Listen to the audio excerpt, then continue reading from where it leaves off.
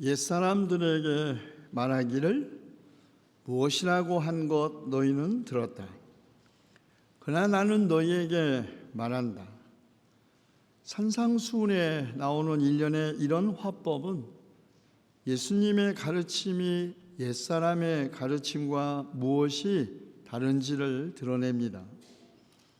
옛사람들의 가르침, 율법, 혹은 랍비 시대 이전에 존재했던 구전 전승에 대한 서기관들의 해석을 포함하는 매우 폭넓은 의미의 전통적인 가르침이지요. 살인하지 말라, 간음하지 말아라, 아내를 버리려는 사람은 이혼 증서를 써주어야 한다, 내 이웃을 사랑하고 원수를 미워하여라 등등이 그것입니다.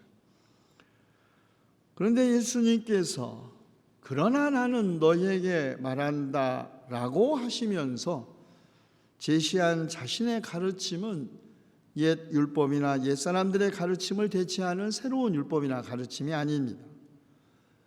예수님은 내가 율법을 폐하러 온 것이 아니라 완성하러 왔다고 말씀하심으로써 자신이 옛 율법을 대체할 새로운 율법이나 이전의 가르침과는 전혀 다른 새로운 가르침을 제시하려고 하신 것이 아님을 분명히 했습니다. 그렇다면 예수님의 의도는 어디에 있는 것일까요? 예수님은 단지 사람의 행위만이 아니라 사람의 마음, 그 마음속 깊은 곳에 있는 의도도 하나님의 심판 아래 있게 된다고 말씀하신 것입니다. 물론 모든 행동은 의도의 결과입니다. 그러나 설령 구체적인 행위로 실현되지 않았을지라도 나쁜 의도도 하나님의 심판 아래 있다는 것을 말씀하신 것이죠. 세상 법정은 행위에 대한 결과만 볼 뿐 사실 사람의 속생각, 의도를 재판에 세우는 법정은 아닙니다. 간음에 대한 가르침이 그 대표적인 예입니다. 실제로 간음 행위까지 이르지 않았다 할지라도 여자를 보고 음욕을 품는 사람은 이미 마음으로 그 여자를 범하였다. 내 오른 눈이 너로 하여금 죄를 짓게 하거든 빼서 내버려라. 신체의 한 부분을 잃는 것이 온 몸이 지옥에 던져지는 것보다 더 낫다는 예수님의 말씀은 행위 그 이전의 마음, 곧 탐욕도 하나님의 심판 아래 놓여 있다는 것을 의미합니다. 그런데 문제는 같은 간음 행위일지라도 남자에게는 문제가 되지 않았던 당시의 관습입니다. 결혼한 여인이 독신자나 비유대인과 성적으로 관계를 맺으면 간음을 하는 것이지만 결혼한 남자가 같은 일을 하면 간음을 하는 것이 아니었습니다. 철저하게 남자의 관점에서 남성 중심적으로 간음을 규정한 것이죠. 유대인들이 간음을 경계하는 곳에서도 여성의 성적 권리와 삶이 문제되는 것이 아니라 여성의 위험성이 늘 문제가 되고 있었습니다. 탐욕을 품고 바라보는 것조차도 간음일 수 있다. 예수님의 새로운 가르침이 아닙니다. 이미 구약성서 시대 랍비들에 의해서도 잘 알려져 있었던 가르침입니다. 그러나 그때에도 남자의 탐욕이 문제가 아니라 여자의 탐욕만 문제 삼은 것이죠. 이렇게 여자를 위험시하는 시각 때문에 경건한 유대인은 여자가 앞에서 오면은 눈을 감았다고 합니다. 그러다 돌불에 걸려 넘어져서 머리가 깨질지언정 악의 근원인 여자는 봐서는 안 된다, 이렇게 생각했다고 합니다. 그러나 예수님께서 여자를 보고 음욕을 품는 사람은 이미 마음으로 여자를 범하였다 말씀하신 것은 사실 여자에 대한 성적 호기심이나 눈길을 경고한 것이 아닙니다. 만약에 그랬다면 우리 가운데 두 눈 가지고도 부족할 사람들 많죠. 안 그렇겠습니까? 특히 남자들 오늘 마스크를 입에 아니라 눈에 쓰고 와도 부족할 정도로 많이 빼내야 할지도 모르겠어요. 예수께서 여자를 보고 음욕을 품는 사람은 이미 마음으로 그 여자를 범하였다 말씀하신 것은 여성에 대한 위험한 눈길을 경고한 것이 아니라 여성의 몸과 마음과 인간으로서의 권리를 침범하고 소유하려는 남자들의 탐욕스러운 눈길을 경고한 것이죠. 율법학자들과 바리새파 사람들이 가늠하다가 잡힌 여자를 끌고 왔을 때 너희 가운데 죄가 없는 사람이 먼저 이 여자에게 돌을 던져라 하시면서 그 여인에게 나도 너를 정죄하지 않는다고 하신 예수님은 유대 사회의 가부장제적 남성 중심주의로부터 보호받지 못하고 차별받는 여성들을 편드시기 위해서 하셨던 말씀입니다. 예수님에게 간음은 개인의 도덕의 문제가 아니라 사회적 차별의 문제였던 것이죠. 탐욕이 보는 데서 시작되기 때문일까요? 마태는 마가를 약간 변형하여 발과 손을 뒤로 미루고 눈을 제일 앞에 언급하고 있습니다. 만일 내 눈이 오른 눈이 너로 하여금 죄를 짓게 하거든 빼서 내버려라. 신체의 한 부분을 잃는 것이 온몸이 지옥에 던져지는 것보다 더 낫다. 이 말씀 청중으로 하여금 자신의 시선, 탐욕스러운 눈으로 여자를 바라보던 그 시선을 돌려서 자기가 받을 마지막 심판 때 있을 자기 자신의 구원과 저주애로 시선을 돌리게 했습니다. 이로써 예수님은 간음을 경건한 유대인 남자들에 대한 도덕적 규정이 아니라 사회적 약자였던 여성의 삶의 권리를 빼앗고 파괴하는 죄로 보았고 마지막 심판 때 지옥불에 던져질 범죄로 여겼던 것입니다. 타자의 권리를 침해하는 것, 곧 자기 자신의 구원의 문제인 것입니다. 마지막 심판 때 우리가 지옥에 가느냐 천국에 가느냐도 개인의 도덕적 의의가 아니라 타자와의 관계에서 결정된다는 것입니다. 간음이 만약에 지극히 개인 도덕적 혹은 개인적 관계의 문제라면 오늘날 간통죄도 없어지고 그것이 특별히 문제될 도덕적 문제가 될 수 있겠죠. 그런데 하나님은 사회적 약자였던 여성의 삶과 성적 권리에 초점을 둠으로써 의 혹은 개인 도덕적 의미에서가 아니라 천국에 가느냐 지옥에 가느냐를 개인의 도덕적 의의 수준으로 평가한 것이 아니라 전적으로 타자와의 관계에서 규정된다는 것을 결정된다는 것을 말씀하신 것이죠. 그리고 이 말씀은 마음의 회개가 몸의 회개와 분리될 수 없다라는 회개의 급진성을 의미합니다. 말로만 죄를 고백하고 회개하고 행동은 아무런 변화가 없다면 어찌 그것이 철저한 급진적인 회개일 수 있겠습니까? 우리가 말하는 급진성은 극단주의가 아닙니다. 예수님은 인간의 성적 욕망 그 자체를 정죄하거나 우리의 육체를 학대할 것을 요구하신 적 없습니다. 우리 몸도 하나님 만드신 거고 하나님은 인간에게 생육하고 번성하라고 강복하셨다는 것을 예수님도 알고 계셨습니다. 가나의 혼인잔치에서 물을 포도주로 만드신 예수님, 안식일이 사람을 위하여 생긴 것이지 사람이 안식일을 위하여 생긴 것이 아니라고 말씀하신 예수님은 인간의 육체적 삶, 생명의 육체성을 긍정하신 분이죠. 과학자인 또 고생물학자인 스티븐 제이 굴드가 죽었을 때 그의 부고를 쓴 르원트는 라디칼리테트, 급진성을 이렇게 규정했습니다. 사물을 그 근본 뿌리로부터 고려하는 것, 절대적인 것으로 돌아가는 것이며 자신의 행동과 생각을 첫 번째 원칙에 맞춰 재구성하려는 태도. 다시 말해 급진성은 끊임없이 본질에 대해서 묻고 이를 실천의 첫 번째 원리로 삼으려는 태도라는 것이죠.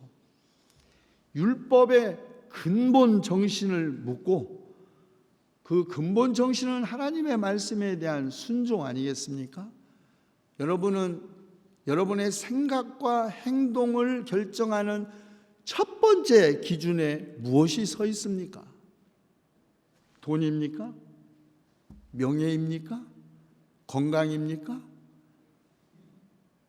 예수님은 모든 생각과 행동의 그 첫 번째 원칙을 오직 하나님 말씀에 대한 순종에 두셨던 것입니다.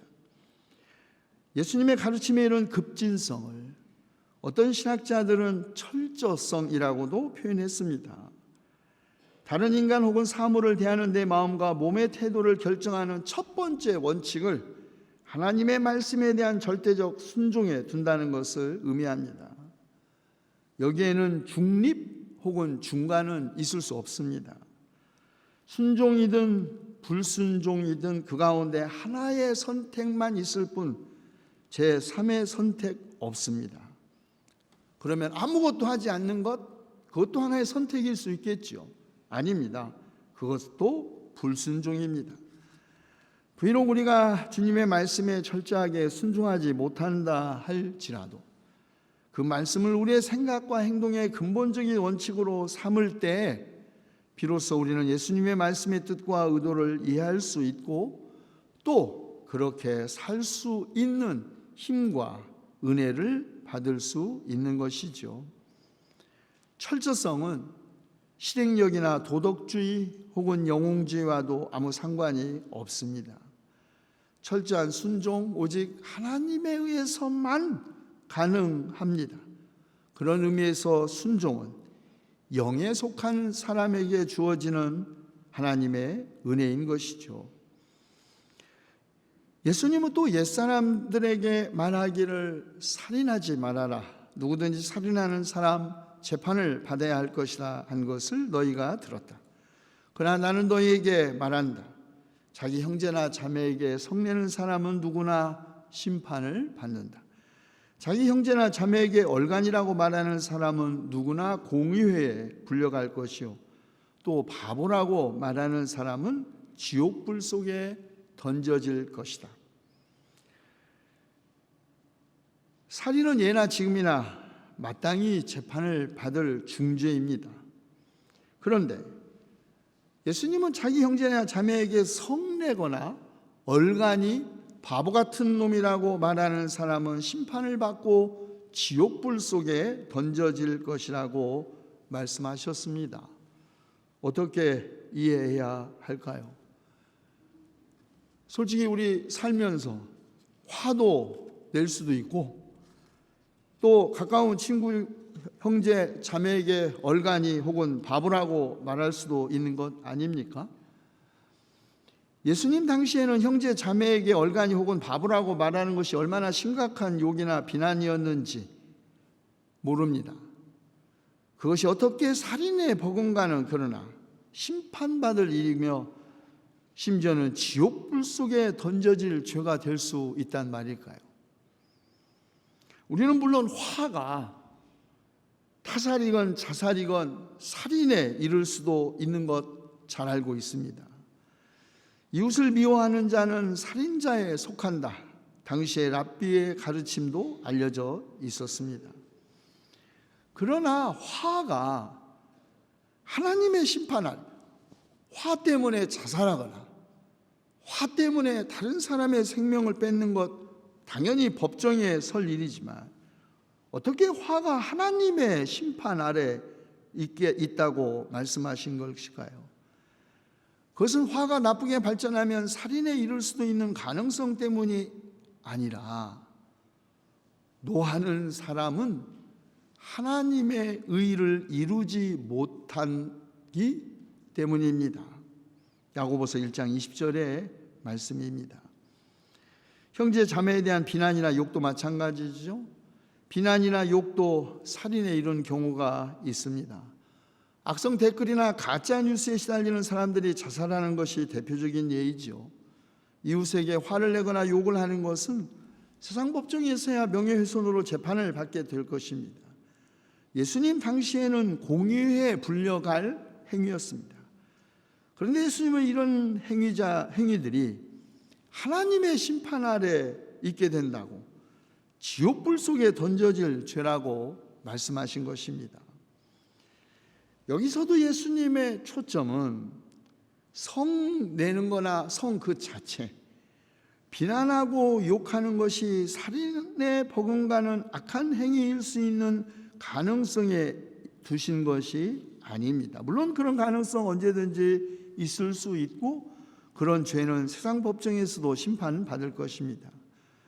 그런데 예수님은 이런 행위들이 하나님의 심판 아래 있다고 함으로써 초점을 성내고 다른 사람을 비난한 죄로부터 구원받으려고 하는 자기 자신으로부터, 바로 자기 때문에 상처받고 죽을 수도 있는 이웃, 그래서 보호받아야 할 이웃에게로 옮겨 놓으신 것입니다.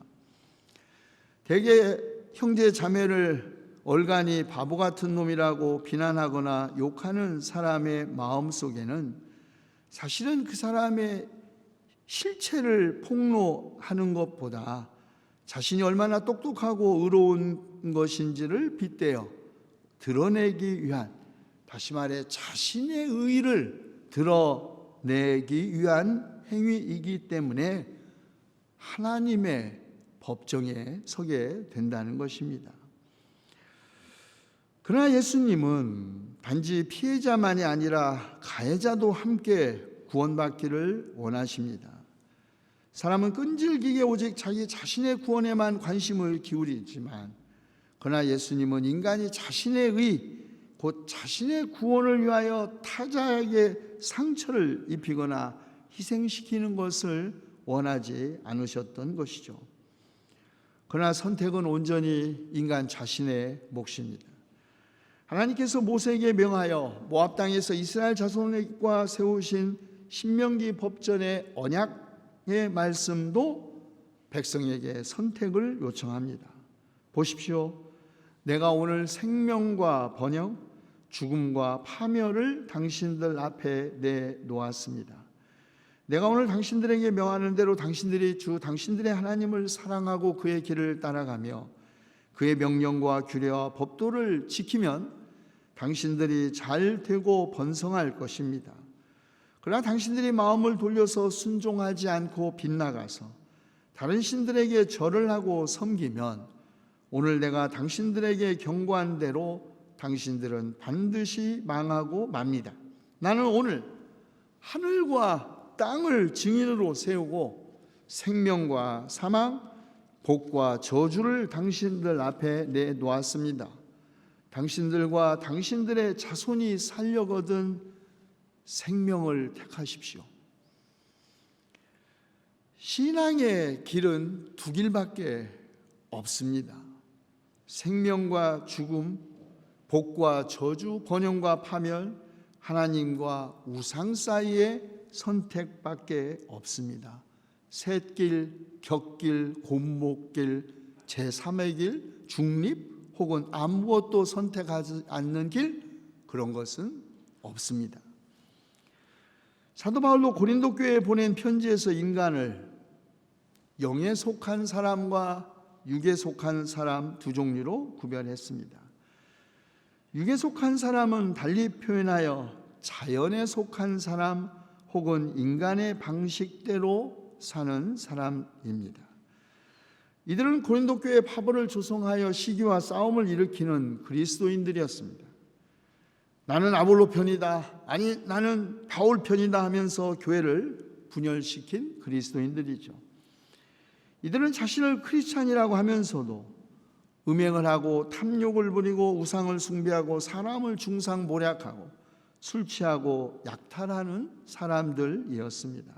여차하면 세상 법정에 사람들을 고소하고 같은 그리스도인에 맞서 소송을 하는 사람들이었습니다.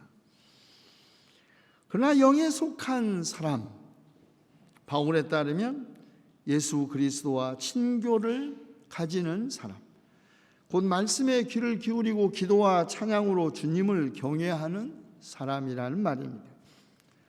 하나님의 어리석음이 사람의 지혜보다 더 지혜롭고 하나님의 약함이 사람의 강함보다 더 강하다고 믿는 사람, 다시 말해 사람들의 평가와 판단보다 하나님의 평가와 판단을 더 신뢰하는 사람이 영에 속한 사람이라는 말입니다. 그리스도의 마음을 가지고 있는 사람, 그가 영에 속한 사람입니다. 곧 사회적 약자들에 대한 관심과 배려를 가진 사람이죠. 영에 속한 사람은 자신을 하나님의 성령이 거하시는 하나님의 성전이라고 믿는 사람, 하여 자신의 몸을 소중히 여기고 자신을 스스로 존중하는 사람입니다. 사람들이나 세상 법정에서의 심판보다 하나님의 심판을 두려워하는 사람, 그가 영에 속한 사람입니다. 다시 말해 원수 갚기를 오직 하나님에게 맡기는 사람이죠. 영에 속한 사람, 바울에 따르면 그는 주님께서 나누어 주신 분수 그대로 하나님께서 부르신 처지 그대로 사는 사람입니다. 곧 지금 있는 나의 모습 그대로 자신을 긍정하고 사랑하는 사람이죠.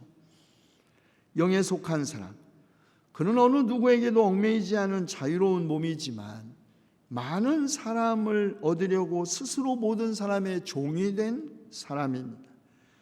곧 자신의 자유를 자신의 욕심을 충족시키는 데 쓰지 않고 더불어 행복한 세상을 만들기 위해 겸손한 사람입니다.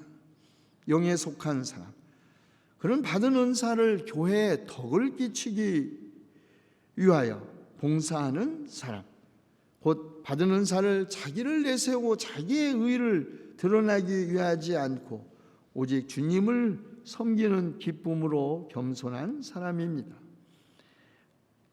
영에 속한 사람, 그는 악에는 아이가 되지만 생각하는 데는 어른인 사람, 모든 일을 사랑으로 하는 사람, 곧 시기와 인정 욕구에서가 아니라 주님을 위하여 일하는 사람, 매사에 부정적이고 파괴적이 아니라 긍정적이고 건설적으로 생각하면서 일이 되게 하는 사람, 바로 이런 사람이 바울이 말하는 영에 속한 사람, 고린도 교회 안에 있었던 영에 속한 사람들이었습니다.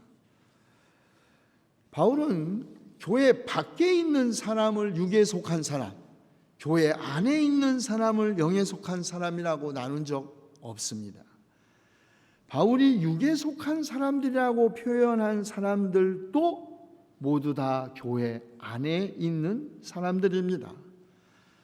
바울은 교회 밖에 있는 사람들을 심판하는 일에는 관심이 없습니다.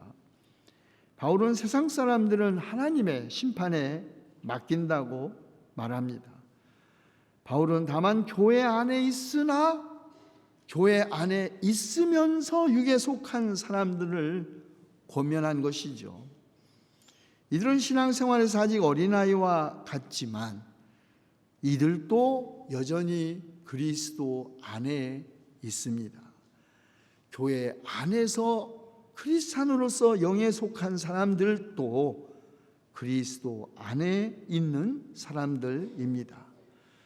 그래서 지금은 젖을 먹이듯이 권면하지만 언젠가 단단한 음식도 감당할 수 있을 만큼 신앙이 성숙하면 이들 모두 다 영에 속한 그리스도인이 되리라 사도 바울은 확신하고 있습니다.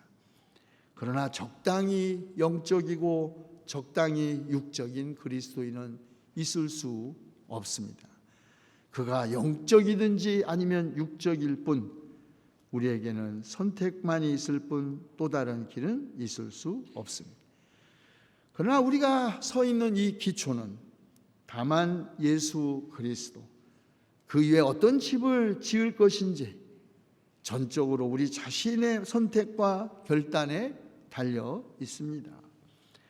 하늘과 땅을 증인으로 세우신 주님께서 우리 앞에 생명과 사망, 복과 저주를 내놓으실 때마다 우리는 우리 자신과 우리 후손들을 위하여 마땅히 죽음 대신에 생명을, 저주 대신에 복을 선택해야 하지 않겠습니까? 기도합시다. 우리를 부르셔서 예수 그리스도와 친교를 가지게 하여 주신 신실하신 주님, 우리에게 주님의 영을 보내주시어 주님의 생각을 깨닫게 하시고, 악에는 아이가 되지만 생각하는 데는 어른이 되어 모든 일을 사랑으로 하는 주님의 종이 되게 하여 주시옵소서. 하늘과 땅을 증인으로 세우신 주님께서 우리 앞에 놓으신 생명과 사망, 복과 저주 가운데 우리 자신과 우리 후손들을 위하여 우리가 마땅히 죽음 대신에 생명을, 저주 대신에 복을 선택할 수 있는 믿음 우리에게 주시옵소서. 우리 주 예수 그리스도의 이름으로 기도하옵나이다.